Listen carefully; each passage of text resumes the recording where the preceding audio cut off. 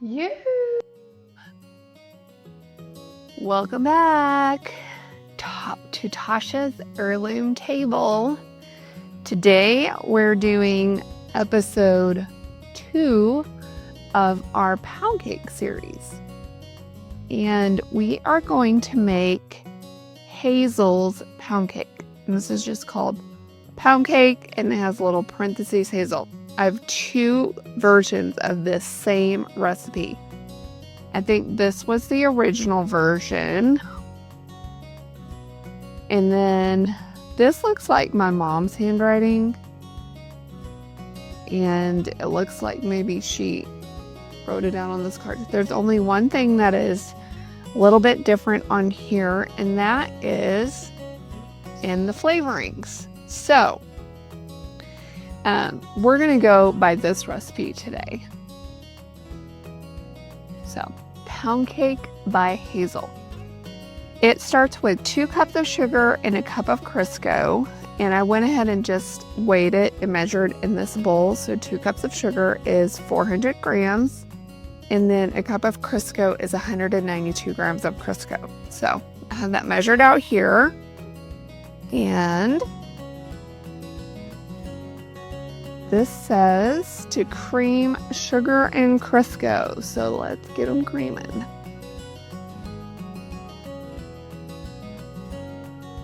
Scrape down this bowl a little bit. I think this process always takes longer than you feel like it should, but you want to make sure that this is creamed really well. This is what adds air into. So once we get the flour in here, we don't want to mix it too much because then it gets too gluey and chewy and not cakey like we want it. We're going to call this sufficiently creamed. Now we're going to add in 4 eggs, and it says add them in one at a time and beat well. So we're going to do that.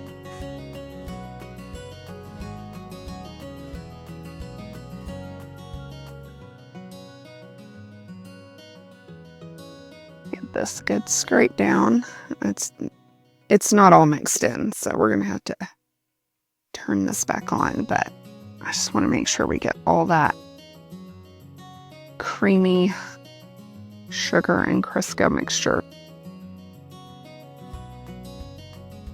Okay, that is beat well. Next, we're adding our flour, baking powder, and salt. So it is 2 cups of flour. I find this interesting because the great pound cake that we had in episode 1, it had 3 cups of sugar and 3 cups of flour, but it had less baking powder. This has 2 cups of sugar, 2 cups of flour. 2 cups of flour plus 2 tablespoons. So there's 258 grams of flour in here. And then a teaspoon of baking powder, not baking soda. Somebody may have made that mistake and had to do a little scooparoo out of this, which is lovely. And then a 1/4 teaspoon of salt. So again, 258 grams of flour or 2 cups plus 2 tablespoons, a teaspoon of baking powder, a 1/4 teaspoon of salt, and we're also going to have a cup of sweet milk.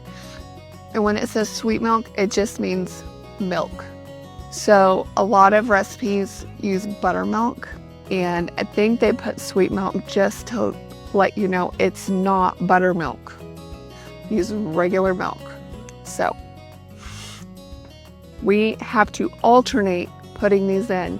When you alternate a dry and a wet ingredient, you always start and end with the dry ingredient. So we're going to start with flour and end with flour.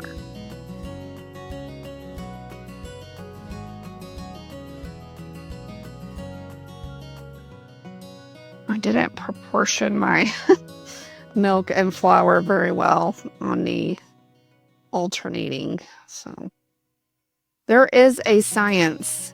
You know, baking is scientific, so you could call yourself a scientist. But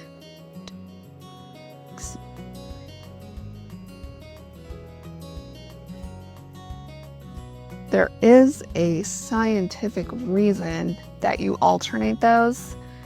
And I know I've learned about it, but I don't know enough about it to educate you. So maybe do a little research if you're curious. Why do you alternate? Okay, this has 2 teaspoons of lemon extract and 2 teaspoons of butter extract.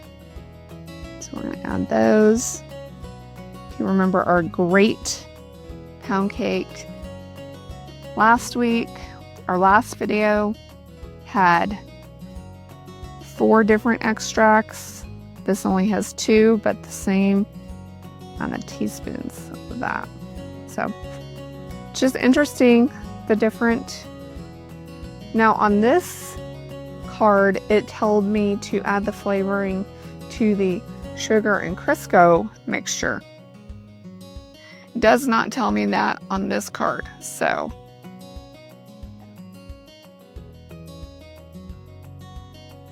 that looks really yummy.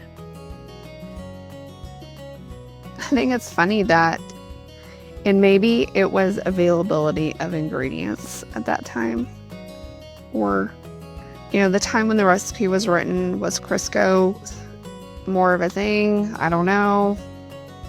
You know, now a lot of us like to use real ingredients like butter. So I find that interesting that they would use Crisco and then butter flavoring instead of actual butter. Okay, this gets poured into a greased and floured Bundt pan. I've already greased and floured this, so you don't have to sit with me through that process. I don't know how you do it, and for years I would use a paper towel, dip it in the Crisco, and like smear it. But I have found that I use like a glove, like a food prep glove, and get a big scoop out, and then I rub it, and it helps me to get into these creases a lot better. So my cakes have come out very clean since I've been doing that. Just great. I love making these in this Bundt pan because this was my Mimo's Bundt pan. So it's fun to make cakes that came from her family in this Bundt pan. This smells very lemony. This is not as thick as the great pound cake, so this might be a little lighter, is my guess.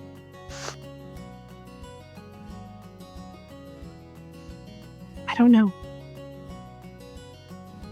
This bakes in the same degree of oven, or this, well, actually longer than the other ones did, so far that was the first one, so that's how it goes, right? Whoever goes first is already in first place to start with. But that great pound cake, that's up there in the pound cake battle. Okay, I'm just going to try to even this out a little bit.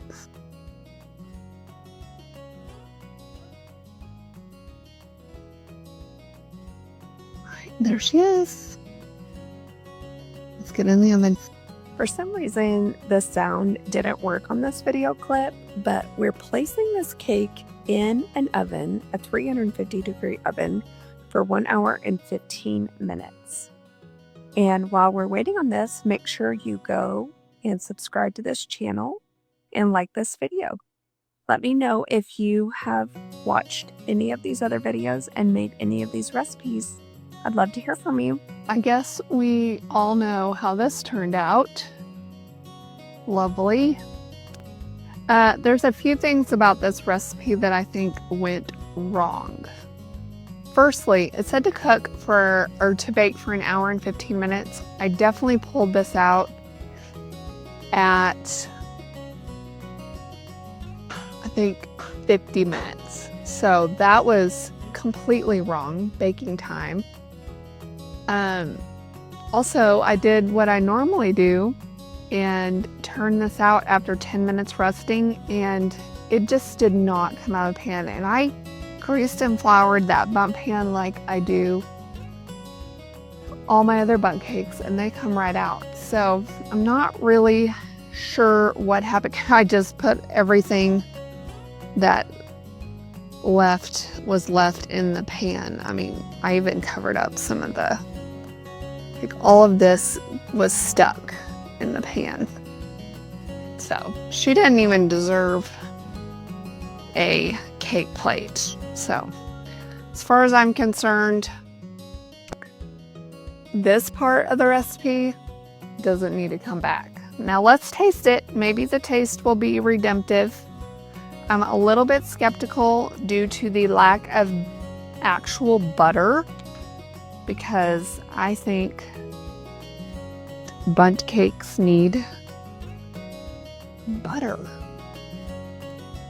Okay. The crumb looks good. I mean, it has a good moist texture on it. So I don't know if you can see that. But let's see how she tastes.